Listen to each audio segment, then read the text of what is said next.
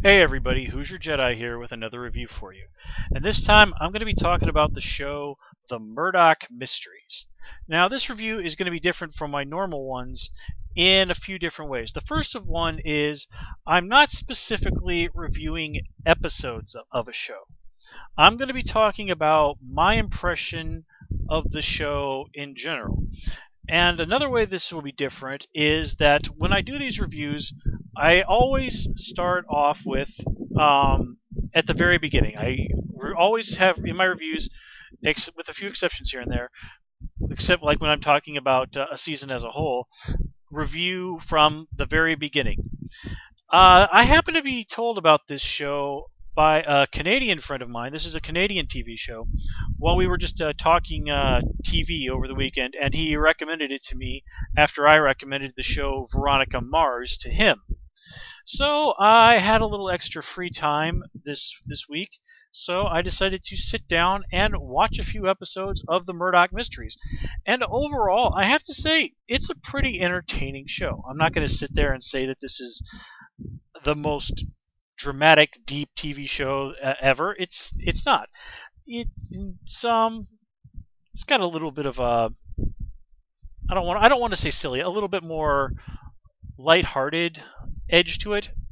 But make no mistake, this is in general a kind of a crime drama, just not a very grim one. It's certainly not Law and Order. But that said, let's continue on. Let me explain the basic premise of the show. Is that it is set in late 1890s Toronto, which focuses on appropriate enough, going by the title, a police detective by the name of William Murdoch. Now, William Murdoch is a very smart, very intelligent guy who, in regards to forensics, is actually extremely ahead of his time. A lot of it is the show's shtick, basically, is this fellow in the late 1890s using let's call it a prototype version of many of the forensics techniques that we are familiar with today. Now, of course, some of these things like fingerprints and stuff were known to detectives at the time. It's just either their potential wasn't fully understood, or they were just so new that the police hadn't quite figured out the best way to use these tools yet. Now, from what I've observed, and I've watched 3 episodes of season 5, and I've done a little bit of reading about the series online. So while I do, and I enjoy forensics, I especially enjoy watching shows like Forensic Files that take the more the very realistic approach, because they are based on real cases. This is a show that I think is very clearly sort of giving us Hollywood forensics. One thing that I read about, now this isn't something I've actually seen in an episode, apparently Murdoch figures out a way to send an image through a telegraph. Look, I'm not saying this is that sort of thing is impossible. I don't know enough about telegraphs or 1890s technology to really say one way or the other, but I do get the impression that they're taking some liberties with how feasible exactly what we're seeing is. But then again, so does CSI. So I can't really fault the show for that. I mean, it's not a science show. It's a drama show. It's there to be entertaining. And it does accomplish the job. It is a very entertaining show to watch. And they do give us enough of the science to make what we're looking at seem plausible. Maybe not 100% believable, but plausible. And on a show like this, I think plausible is good enough. We also think another... Oh boy, I can't talk. Let me try that again. Another thing that I've noticed and found that I enjoy watching these episodes, and again, I've watched only 3 episodes of the 5th season, is I'm really enjoying the people who've been guest starring on the show. The first episode I watched had Aaron Ashmore, Jimmy Olsen from Smallville on there. Another episode, the last one that I just caught, episode 2,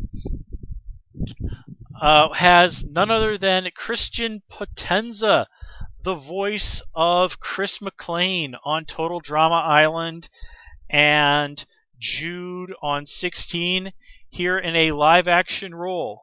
So, it took me a minute to recognize him, but I've seen enough of him on YouTube that I was able to. And I got an enormous kick out of that. And really, but the big thing, the big surprise that I got out of this was the chief constable of the show, at least in season 5, is none other than Nigel Bennett. Now, if you're not familiar with this guy, he's probably best known for playing the vampire Lacroix on the Canadian show Forever Night, which was a very cool show from the 90s about a vampire policeman. And honestly, to this day, it is still, in my book, one of the few vampire shows that really did it right. And it's really hard not to look at stuff like Forever Night and not think that it was an influence on another vampire show that got it right, and a longtime favorite of mine, Angel. So, yeah, we're looking at some really, really talented folks in either guest starring or playing supporting characters.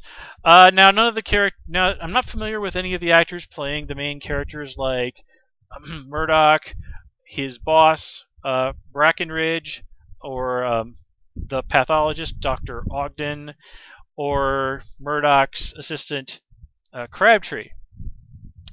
Now, again, I'm not going to lay a whole bunch of information as to what's going on with these people on you. Just does not drown you in exposition.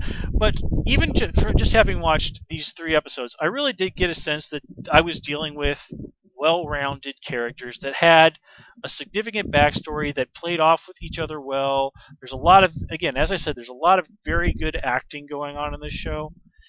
And it did. Watch it again. I'm coming into this cold from season 5, which is really, really not the best way to start in on a new TV program.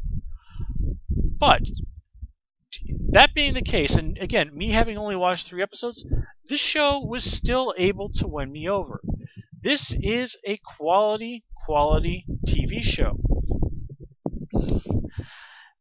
And, well, I'm definitely going to be watching more of this. So, I really do wish that there was more that I could say about this show. But again, I don't really have the sort of stuff. Again, I'm coming into this cold, and this is really more a kind of a first impression, I would say, really more than a review. But it is a show that I wanted to talk to you guys about, and I definitely wanted to recommend it to you. I'm definitely going to be watching more of this show. I'm going to try and go back and start with season 1, and I'd urge you guys to give the show a shot as well. Anyway, folks, I know this has been a fairly short review, but I hope it's been one that you've enjoyed. So, as always, please comment, rate, and subscribe. And, of course, you can follow me on Twitter @HoosierJedi. And until next time, take care and have a good one.